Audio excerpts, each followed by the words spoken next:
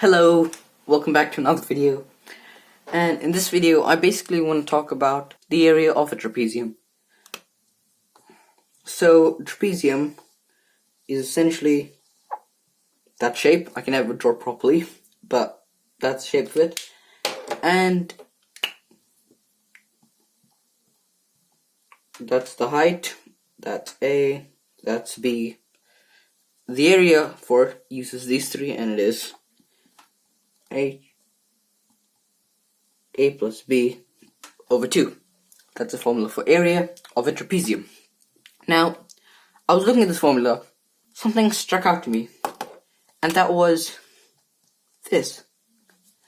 This here is essentially the average of A and B. So another way of thinking about a trapezium is a rectangle where one of the sides is the height and the other one is the average length between these two. Now, why don't we try and split it into two rectangles? So, we have one rectangle here with H and B,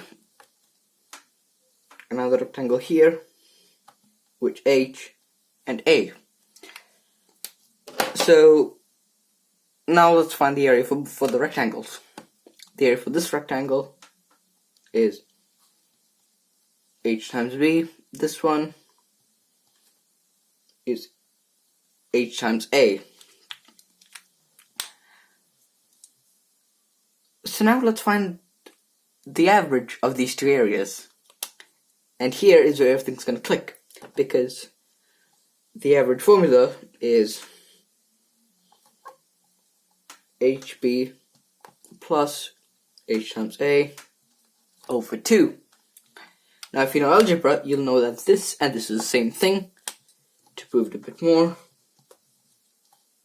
can come out of the bracket. And that to me is just absolutely fascinating, right? You can think of a trapezium as the height times the average of the top and the bottom length, or the average area of two rectangles with one side being the same and the other side being different. And that concept was just really cool, so that's mainly why I made this video. The other reason, kind of big, kind of small, it's like an announcement. I'm going to be making more videos, educational and kind of practical. So, to explain that, let's just rub this all out.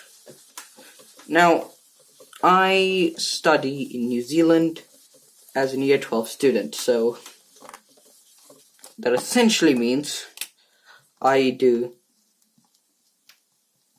NCEA at level 2. Now, I take physics and earth and space science, among many other subjects.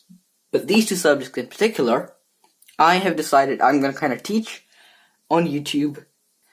So how this is going to work is it's going to be split into two videos. I'm going to bring a concept, for example, why the sky is blue from earth and space science. And I will be talking about that in general, going into some detail that maybe isn't needed for the exam, but giving you a good idea of why the sky is blue, right? So the first one will be kind of theory. The second video will be more practical approach, in which I'm going to be discussing the application of the theory in the different problems that they have on the NCEA papers. So that might be slight variations of the question, or whereas in physics it might be different complete applications, but sticking with the same theory. So that's my plan, and hopefully you guys are there to watch it. Yeah, so I'll also post one-off videos like this, where I can just explain cool things that I found out, or just concepts that make sense in a cool way. But yeah, thank you.